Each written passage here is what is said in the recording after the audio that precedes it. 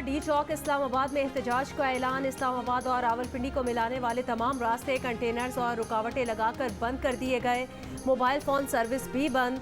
Metro bus service ताहुक्म सानी मअतल। Double सवारी पर भी पाबंदी आयद। फैज़ाबाद पुल पर डबल लेयर कंटेनर्स रख दिए गए। इस्लामाबाद एक्सप्रेस वे को भी मुख्तलिफ मकामात पर सील कर दिया गया। रावलपिंडी की मरकजी शाहरा मरी रोड की तरफ आने वाले रास्ते भी बंद। जुड़वा शहरों को मिलाने वाले रास्तों पर पुलिस की भारी नफरी तैनात। पुलिस ने डी चौक से 3 अफराद को हिरासत में ले लिया।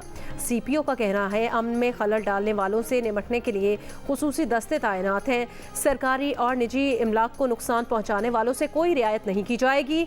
हुकूमत पंजाब ने लाहौर और मरी में 1 हफ्ते के लिए दफ़ा 144 के तहत सियासी इज्तिमात, धरने, जलसे, एहतजाज, मुजाहरे और ऐसी तमाम सरगर्मियों पर पाबंदी आयद कर दी।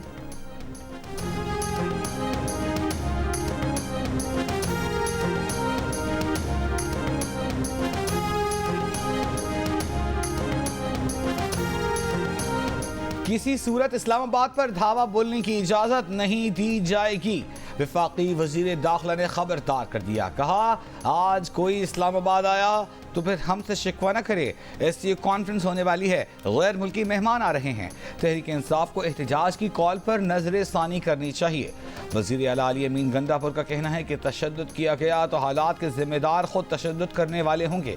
अली अमीन गंडापुर काफिले के हमराह कुछ देर में डी चौक इस्लामाबाद के लिए स्वाबी से रवाना होंगे। मुशीर इत्तलात खैबर पख्तूनख्वा बैरिस्टर मोहम्मद अली सैफ का कहना है PTI के पुरअमन एहतजाज पर तशद्दुद करने की मनसूबाबंदी की जा रही है। मालूमात मौसूल हो रही है कि लीगी सरकार ने गुलू बट तैयार कर लिए हैं। तशद्दुद करने वालों के साथ आहनी हाथों से निपटा जाएगा। पंजाब पुलिस आईनी हुदूद में रहे वरना कानूनी तौर पर आखिरी हद तक जाएंगे।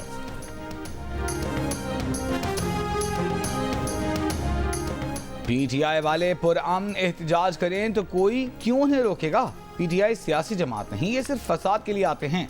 वज़ीर इत्तलात पंजाब अज़मा बुखारी की जियो पाकिस्तान में गुफ्तगू।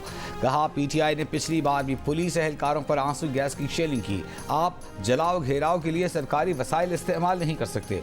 दहशत गर्दों से जिस जुबान में बात करनी पड़ती है उसमें करना पड़ेगी।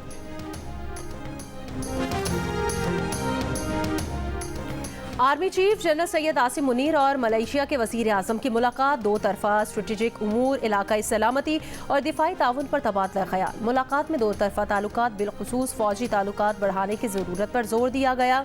ISPR के मुताबिक मलेशियन वज़ीर आज़म ने दहशतगर्दी से जंग में पाक फ़ौज की कुर्बानियों का एहतराफ़ किया।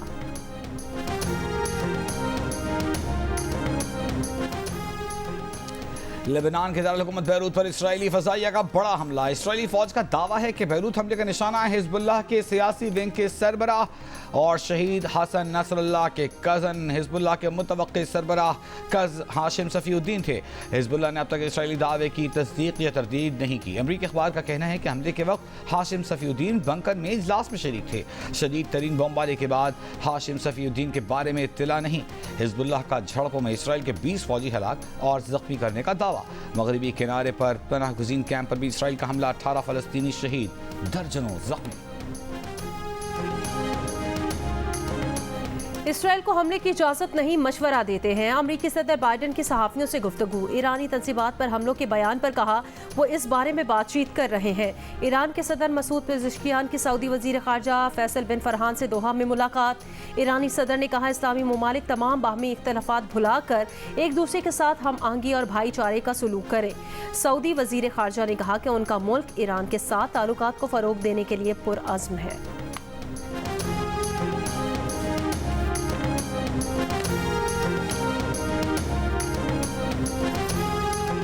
IPPs मुआहिदों पर नजरसानी के लिए टास्क फोर्स ने IPPs नजरसानी मुआहिदों से मुताल्लिक़ काफ़ी काम कर लिया है। थोड़ा काम रह गया है। 2 हफ्तों में खुशखबरी सामने आने का इम्कान है। कौमी असम्बली की क़याम कमेटी बराए पावर को पावर डिवीज़न की ब्रीफिंग।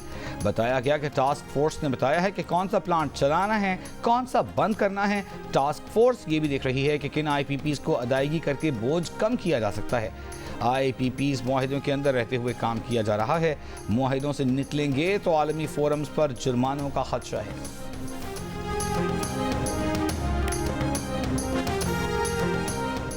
वज़ीर आला पंजाब मरियम नवाज ने सूबे के माली वसाइल बढ़ाने के लिए प्लानिंग की हिदायत कर दी। पंजाब रेवेन्यू अथॉरिटी में असिस्टेंट कमिश्नर्स और दीगर अफसरान को बाइख्तियार बनाने का फैसला। रेवेन्यू अथॉरिटी के सूबे की मुख्तलिफ अजला तक तोसी की भी मंजूरी। मरियम नवाज ने कहा, अवाम पर टैक्स बढ़ाए बगैर रेवेन्यू की वसूली में इजाफा किया जाएगा। खुसूसी इजलास में पहली सामाही के रेवेन्यू अहदाफ की वसूली का जायजा लिया गया।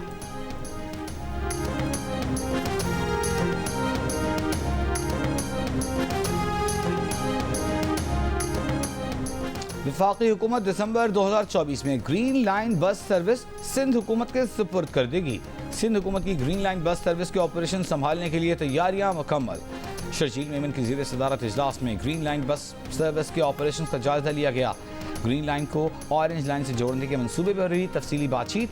शर्जील मेमन ने कहा कि वफाकी हुकूमत ग्रीन लाइन ऑपरेशन पर 2 अरब रुपए की सब्सिडी दे रही है। सब्सिडी पर हुकूमत सिंध नजर सानी करेगी।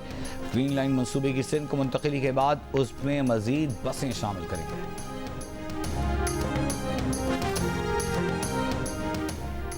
साबिक सदर आरिफ अलवी का डेंटल क्लिनिक सील करने के खिलाफ सिंध हाई कोर्ट में दरखास्त दायर। वकील दरखास्त गुजार का कहना है, क्लिनिक सील करने की वजह महज सियासी इंतकाम है। डेंटल क्लिनिक सील करने से पहले कोई नोटिस नहीं दिया गया। आरिफ अलवी को सियासी बुनियादों पर हिरासा किया जा रहा है। दरखास्त की समाअत कुछ देर बाद 2 रुकनी बेंच करेगा।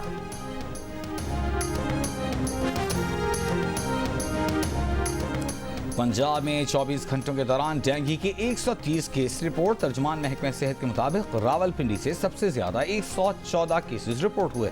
रवां साल अब तक डेंगू के 2247 केसेस रिपोर्ट हो चुके हैं। अमेरिका के 400 से ज़ायद कौमी सलामती और खारजा पॉलिसी एहलकारों ने डोनाल्ड ट्रंप की तौसीक कर दी। रिपब्लिकन सदारती उम्मीदवार की हिमायत में खुला खत लिखने वालों में साबिक वज़ीर खारिजा माइक पॉम्पियो, साबिक अटॉर्नी जनरल बिल बार, अक़वाम मुत्तहिदा में अमेरिका की साबिक मंदूब निकी हेली भी शामिल। दावा किया कि ट्रंप दौर में दुनिया पुरअमन थी। बाइडन हैरिस हुकूमत ने दुनिया को तीसरी आलमी जंग के दहाने पर पहुंचा दिया है।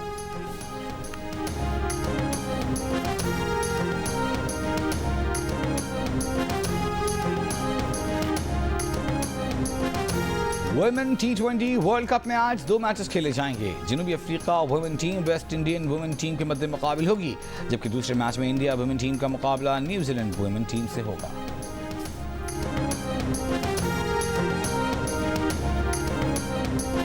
वुमेन T20 वर्ल्ड कप में पाकिस्तान टीम का शानदार आगाज। पहले ही मैच में एशियन चैंपियन श्रीलंका को 31 रन से हरा दिया।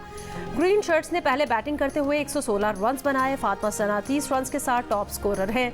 जवाब में श्रीलंकन बैटर पाकिस्तानी बॉलर्स के सामने बेबस। टीम 9 विकेटों पर 85 रन ही बना सकी।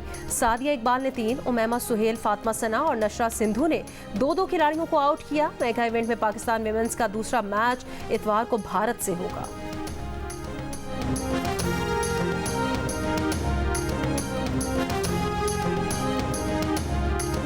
इंग्लैंड की क्रिकेट टीम की मुल्तान में प्रैक्टिस। ऑलराउंडर सलमान अली आगा का कहना है कि कौमी खिलाड़ी मुल्तान के मौसम के आदी हैं, लेकिन मौसम इंग्लिश टीम को मुतासर कर सकता है। 7 अक्टूबर से शुरू होने वाली टेस्ट सीरीज के तमाम मैचेस जियो सुपर पर बराह रास्त नशर किए जा रहे हैं।